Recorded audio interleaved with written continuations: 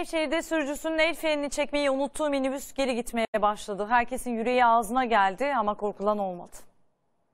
Bak geline ama Allah nasıl ayarlamış. Bak görüyor musun? Görenler hayret etti. Yola gidiyor bak. Mutlak bir kazanın kıyısından dönüldü. Bilim kurtarıyor ya. Sıra dışı görüntünün adresi Nevşehir. Otosanayi sitesine minibüsünü tamire götüren sürücü aracından indi ama el frenini çekmeyi unuttuğu için saniyeler sonra minibüs hareketlendi. Bak geline ama Allah nasıl ayarlamış. Bak görüyor musun? Geline dönüyor mu? Bak. Yola gidiyor bak. Geline bak. Direksiyon sola çevri kalmış olacak ki minibüs sola doğru hareketlendi. Çevredekiler kaza yapacağından korktu. Sürücüsü de fark eder fark etmez durdurmak için peşinden koştu. Bilim kurtarıyor ya.